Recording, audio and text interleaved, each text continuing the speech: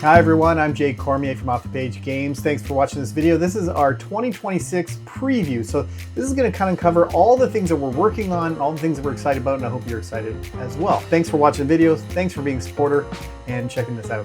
We're going to have chapter marks so you can kind of jump around to whatever interests you most. We're going to start things off with an update on Grendel. I'm going to show you some files and show you what we've been working on in the last few months. First off is our rule book. We have been spending so much time on our rule book. I know that we don't have a great track record for a good rule book, so we really spent as much time as we could to make this the best rule book we possibly could. And I think we're really done a great job. We've gone through it so many times now for quality assurance, making sure that this is the best it can possibly be. So if you'd like to take a look at it, definitely hop on our Discord channel. We'll have the links in this YouTube video. We're finalizing the solo rule book, the press rulebook, and the other expansion of the pursuits and payoffs. I also want to show you some of the things that we've changed. So this is the cool board we have for the game now. This is the 2-3 player side. The colors really pop. We chose really specific colors to make sure they popped. And a lot of cool comic art in the background now, which is really great. Using this red background color, looks really striking. And for an observant eyes, we've changed the numbering, which is was important for the solo mode. So now the numbers kind of increase and they're all adjacent to each other in a flowing pattern. That's important for the solo mode. And then I think here is the 4-player side where every zone has one more space. That looks cool. Now I want to show you how some of the art has changed throughout the last few months that we've been working on to kind of streamline things, make things a little clearer. So we put like circles around these kickers to make them pop. We put a little chit icon here to kind of remind you that you get 2 chits when you do it. And we changed consequences. Now it's called bonus actions. That's just kind of a little bit more clear because sometimes consequence has a negative connotation. We've maxed this track out at 9, and that's because you only spend 3 aggression per mayhem turn. So 10 actually kind of felt like a bad number to get, whereas 9 is a perfect number to get. And the biggest thing we changed is there's no more punch icon. This used to be a punch icon. Now it's just a destroy a grunt, destroy a grunt. And that has changed a lot of things for the better. So if you look at the menu have for the mayhem, it used to be 1 punch to destroy a grunt, 3 punches to destroy a captain. And it got really confusing and had a lot of exceptions when cards came into play about like, hey, here's 2 punches you can use. It might come on a card, but then can we add another punch to make it 3 punches? And it's felt like it was interesting for a long time, but there was just too many questions that kept popping up about, well, what if this? And can I interrupt with this? And it was just very frustrating. So these look really great now. So we've got art on the side that kind of reviews what you can do on a turn. And then we have a nice clean summary of all the actions you can take during a mayhem turn, including a scoring summary for all the players. Oh, and that's the informant board. And so that is Grendel. What has changed on the mob side, for those that have been paying attention and seeing anything before, we've added some small things like a tiny little bonus here of an extra grunt when you extort. And we've added to the bribe upgrade the ability to place a token as well. And we found that this now, just by adding that one small thing, now every of these upgrades are amazing. And I want every single one of them. And so it's always now a way tougher. It used to be very clear which path you should take. And now it's very tough to decide, which is great. And here, these used to be deploy extra grunts, and we've changed it now to move up aggression 1 on your aggression bar there, and then an extra move. And these have been more, this by the way, this goes up here when you upgrade that, it goes up there. So that's that. That's been awesome. Let's see, the police have changed as well. The police, we now added a degrade right onto this wedge right here. So it's not even, you don't need to upgrade. You got to degrade right from the go. And if you're playing against Argent or the Grendel and you want another degrade, you can upgrade once you've made your lap around here. So I'm not going to explain how the game works in any way. I'm just showing some of the differences.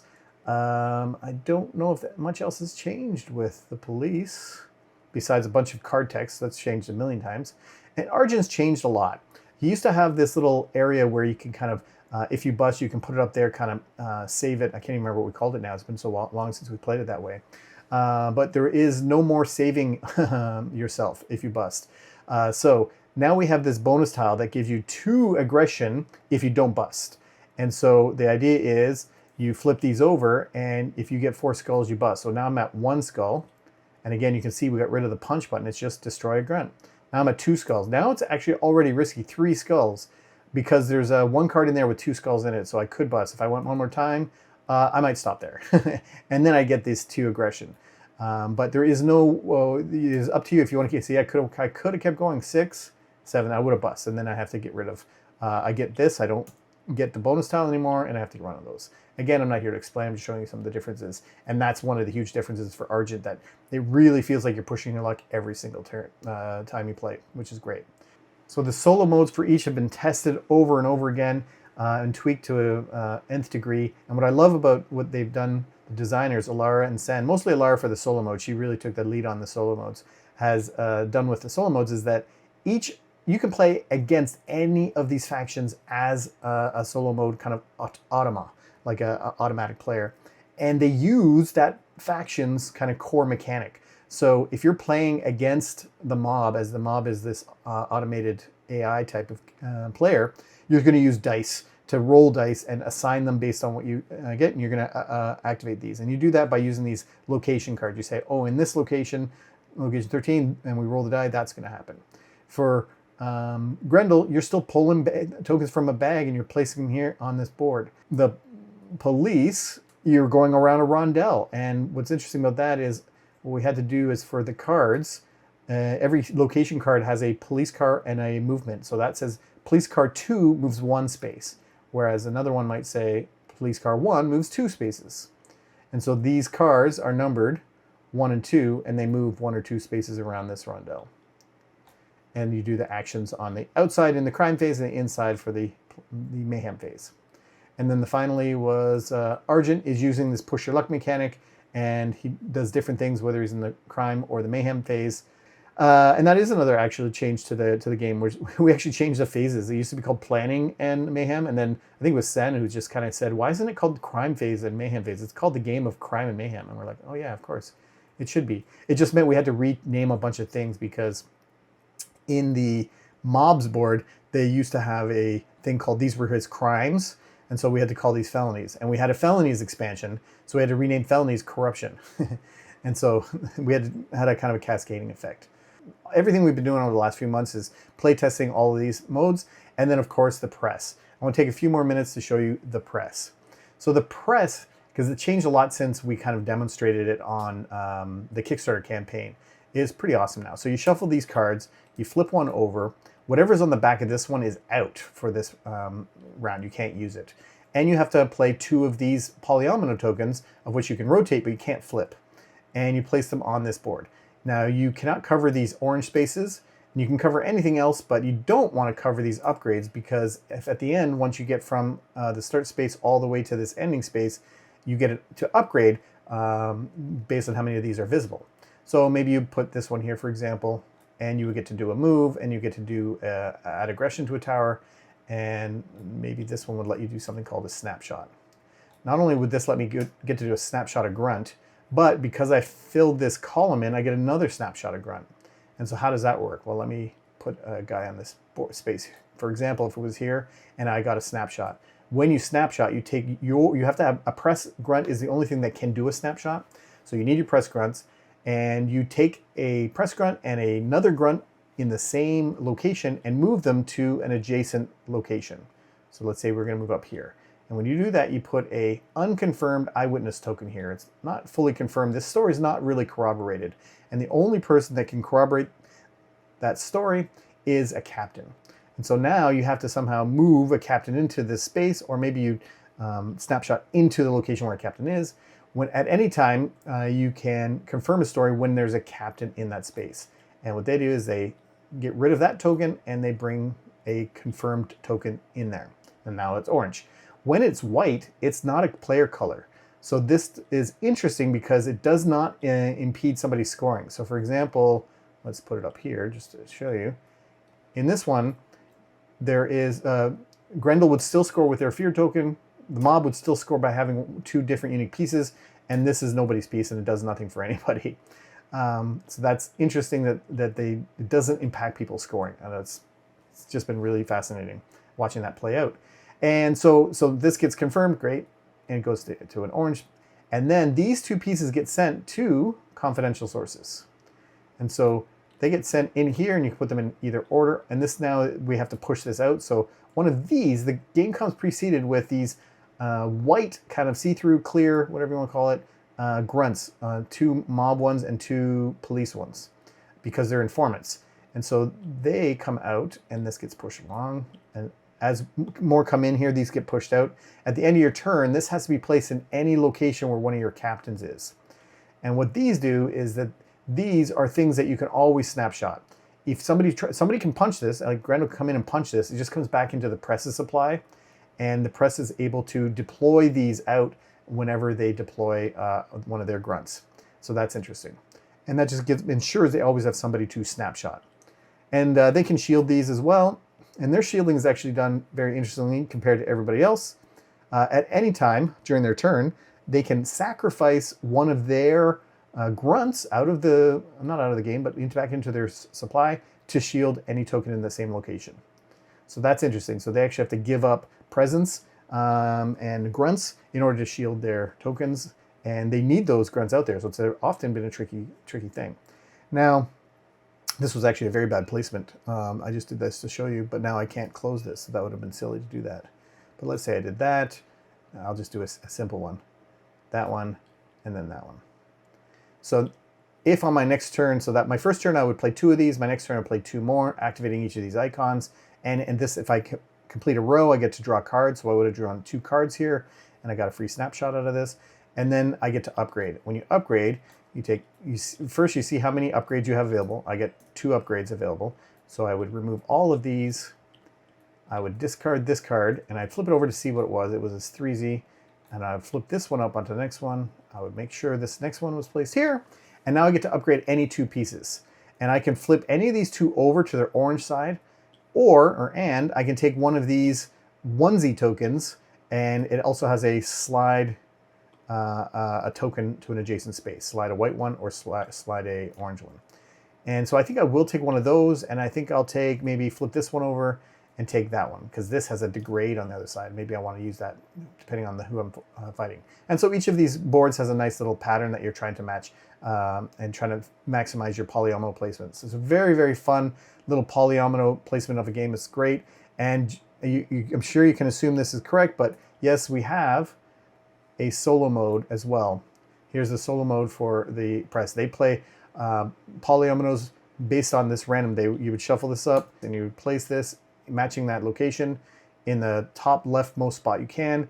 And in the mayhem crime phase, you would do those actions underneath. Just do those actions. And then if you're in the mayhem phase, you do the actions along the outside edges. You can play the press yourself against any of the other 4 solos, or you can play any of these 4 factions against the press being a solo. And they're all going to have a different kind of difficulty rating against them, each other. So it's really, really cool. I want to show you what we're doing with the trays. Iron Kitten Games did our trays for us, and they're just really, really awesome. So the idea is that there are 2 trays for that are kind of very similar trays for Argent and Grendel, and 2 trays that are similar for Police and Mob, and then Press has a totally separate design for a tray, and then 1 core set. So it's really easy to start playing this game. You just pull out the tray that you want to play with, and you can kind of start playing.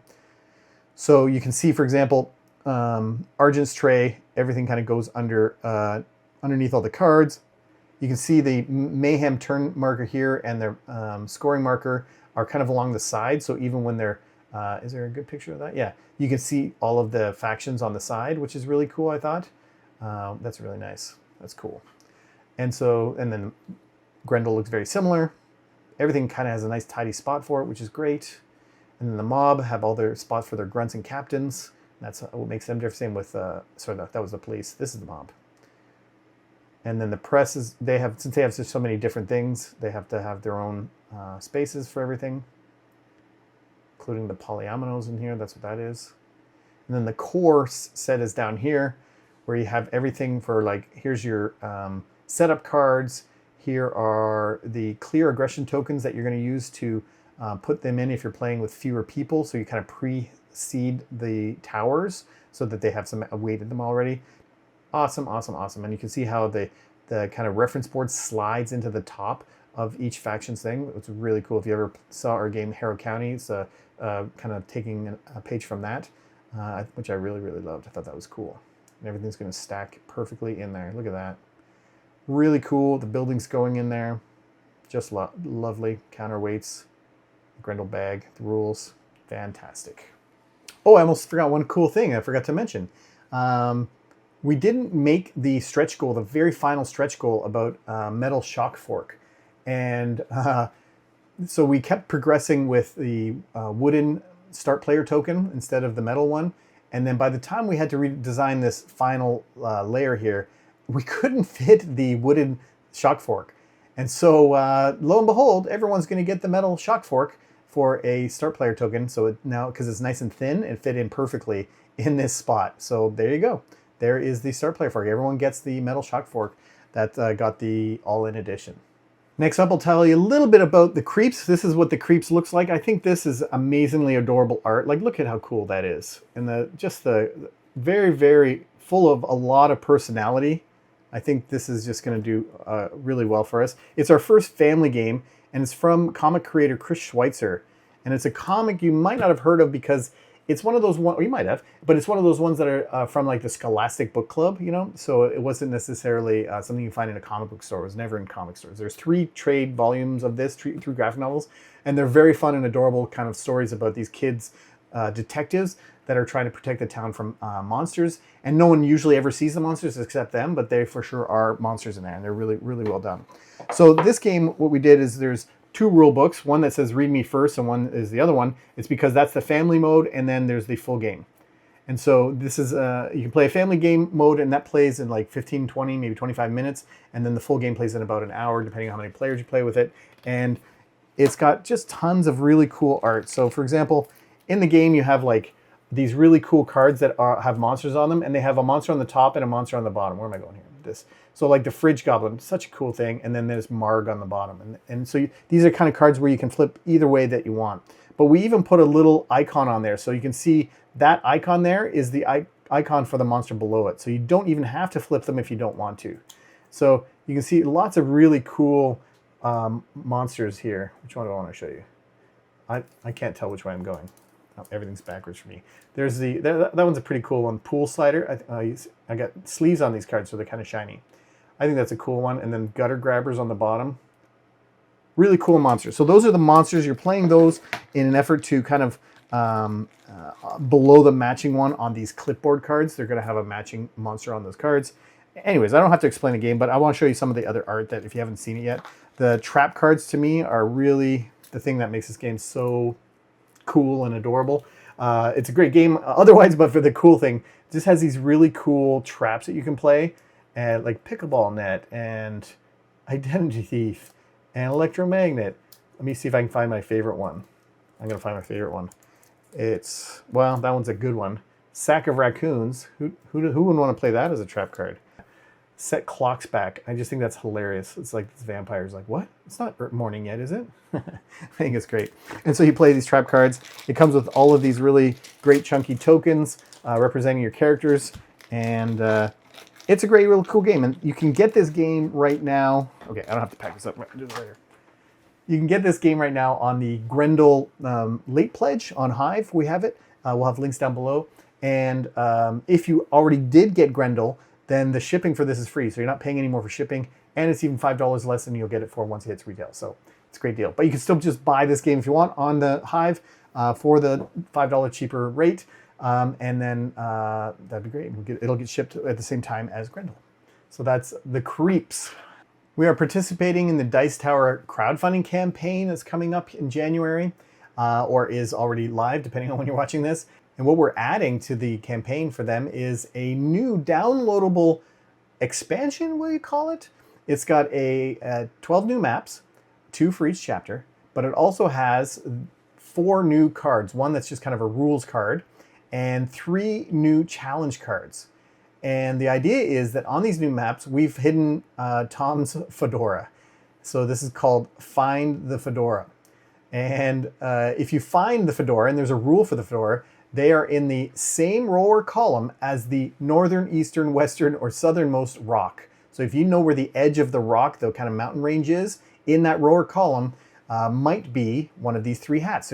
Each of these hats is on the map somewhere. And when you find the blue hat, it says you get to take this challenge card into your supply, and at any time you can swap a challenge card out for this one. And as you can see, you get 4 turns or hours to complete it. It's very easy to complete, and you get rewards if you pass. So you can swap things out when you find a really tough challenge coming up. So this is a really interesting, fun way to kind of include the dice tower and also provide something unique for the dice tower for all they've done, because they've given us a lot of love over the years for our games, so I'm happy to support them in their crowdfunding campaign. Check it out when it goes live. All right, the next big announcement we have is our next Kickstarter campaign, which is hopefully coming up on February 17th. That's the plan. Things change and we might have to push that date, but that's currently the plan, February 17th. And it is for a second edition of Core of Discovery Ultimate, as well as a standalone game called Core of Discovery Duo. Let me tell you about what's going on here. It's pretty exciting. So first off is the Core Discovery second edition Ultimate.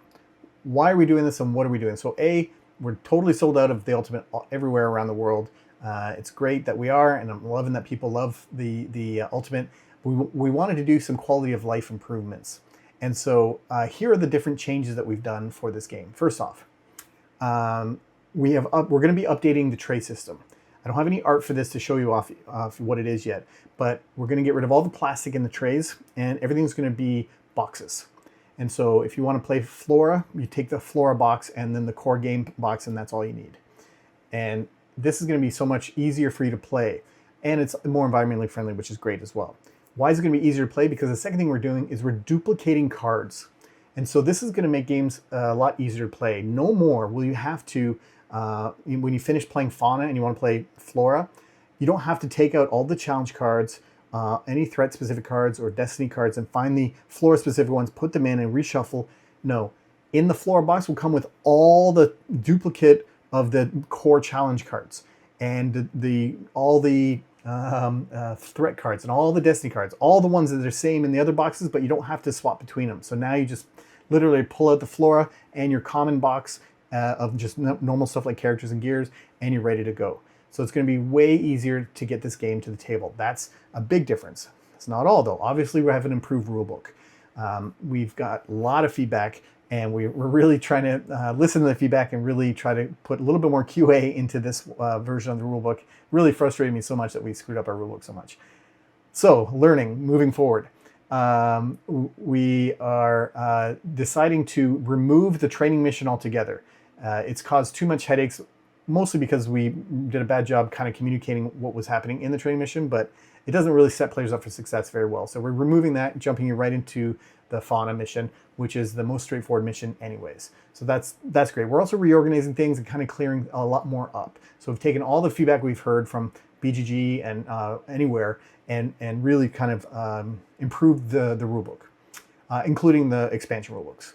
And then there's a whole bunch of quality of life improvements that make the game easier. Like, I don't know if it ever happened to you, but the shelter, because it's kind of got that roundish top to the shelter, and then later on randomly a monster comes out and it's supposed to go on that spot, it's always very difficult to put that on there.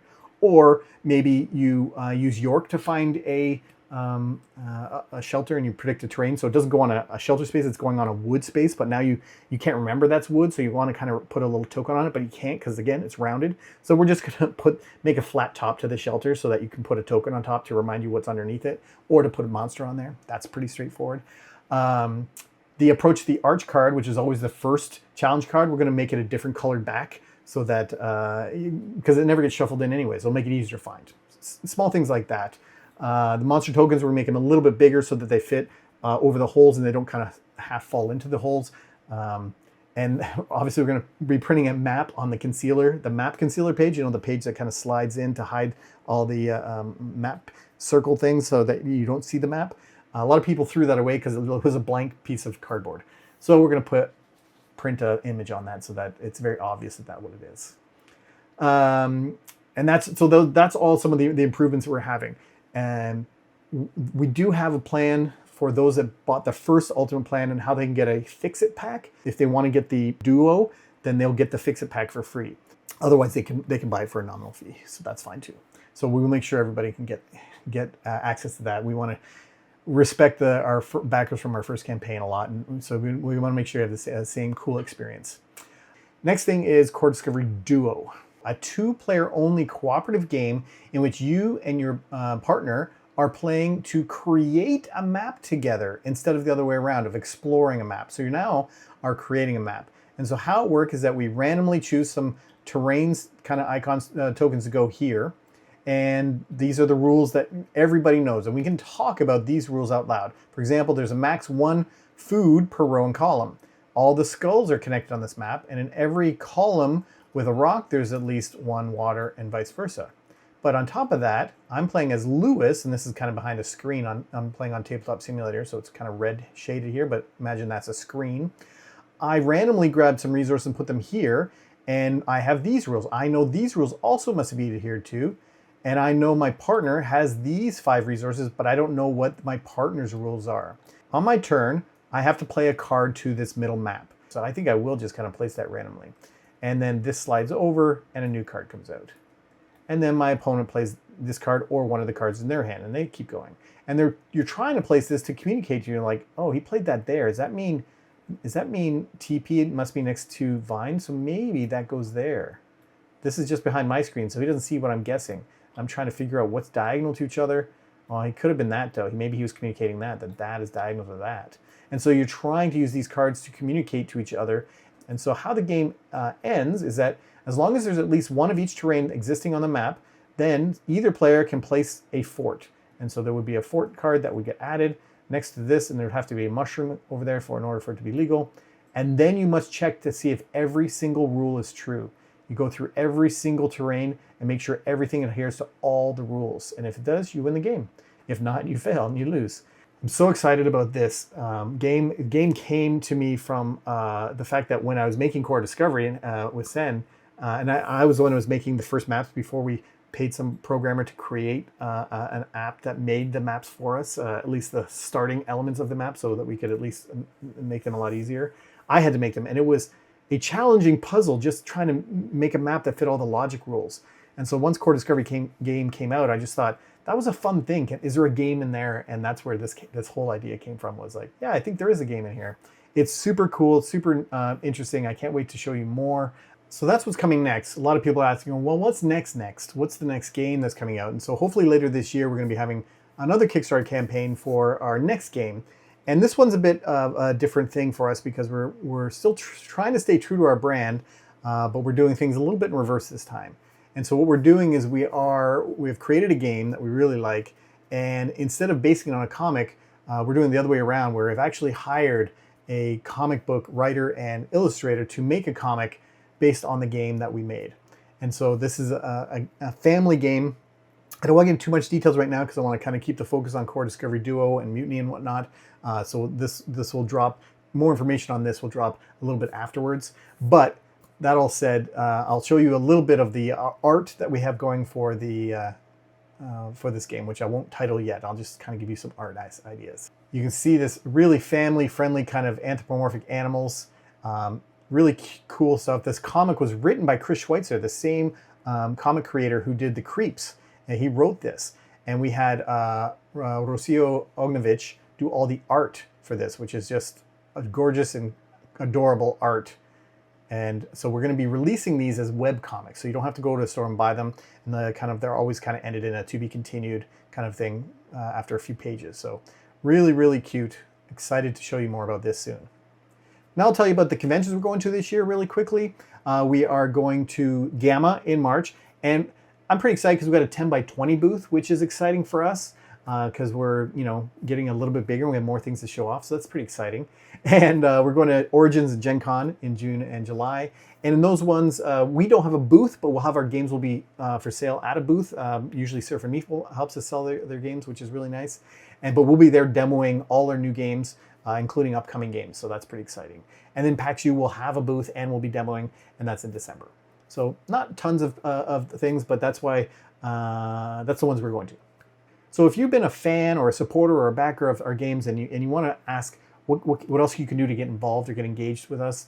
We definitely love when our fans and backers and supporters get involved. And the number one thing you do is join our Discord. And that's because that's where we chat to all our people. We ask questions like, what do you think? We were asking questions in there about Core Discovery 2nd Edition. What kind of quality of life things would you want to see improved in there? We've asked people for feedback on rules. Hey, if anybody's got an eagle eye, wants to check for typos or omissions or things that don't make sense, we ask for input on that. We ask for playtesters. Hey, do you want to playtest this new game, this upcoming game that's not released yet? We need people to help playtest. And that's usually done with Tabletop Simulator. So those are some things you can get involved and engage with. That's amazing. We also have an ambassador program where if you want to demo our game at conventions you're going to, we pay for those. So we will pay you to demo our game. We'll send you our games, you demo the games at conventions for us. So let us know if you'd like to be part of that. DM me in Discord. Also, just getting your retailer involved. We're trying to do more direct retailer sales this year. We have now Joe, who, if you've been around following our company for any amount of time, you should know Joe. He's my right-hand man, and he's, in addition to all his other duties, he's taken on some direct sales. So if you don't see our games at your local game store, either ask them to bring it in, or if they want to, they can contact us directly and we can do some direct sales with them, which is usually better for them and better for us instead of going through distribution. Not that we don't like distribution, that gets us our games out to more stores, but everyone is looking to save money, so that's one way they can save money, is dealing directly with us. We have a nice retailer partnership program where they get demos and assets and things to help support them as well. And then, so what's next? Well, we are still working on 3 or 4, maybe even 5 games, all based on other comics that are coming out and that we're probably not this year, but next year, at various stages of playtesting. And they are bonkers, cool, and crazy. A lot of them have, one of them has this like kind of house aspect to it where you have levels, and it's not just for aesthetic reasons. If you know anything about the kind of things we do, it's all functional and mandatory that it exists in the way it exists. Another one uses these weird sticks in a weird pile, and not pickup sticks, but just we're always trying to innovate and try to do really cool things, as well as bring you games based off the coolest comic books. So we're always trying to find new partners to tell stories and continue in expanding the worlds of these comic books that I love so much. All these games that we've made so far are just comics that I just absolutely love. So I'd love to hear about comics that you love that you think we should cover, knowing the size of us. And we can't probably do anything and I'm not sure if I'm even interested in doing any of the kind of Marvel DC type stuff, because I kind of like comics that are a bit more, either scary or adult themed or, more, I don't know how to say it, but just these kind of comics. I like these kind of comics a lot. So if you have comics like that, there's a whole bunch on my list I'd love to get to. Some I've already tried approaching and I can't get the rights to some. So, but there are some I can, and I'm excited to share those as soon as I can once contracts are signed and we have games more concrete down the road. So I can't wait to share that with you. So we have a big 2026 year ahead of us. I'm excited. I hope you are too. Thanks for joining us. If you want to back the Grendel, you can go to the late pledge, which you can link to on the Kickstarter, which will be linked down below. But you can also click for the upcoming Core Discovery 2nd Edition campaign. There's a link as well down below so that you can follow along when that launches, hopefully on February 17th. Thanks for watching this video. Appreciate all your time and hope you have a great 2026.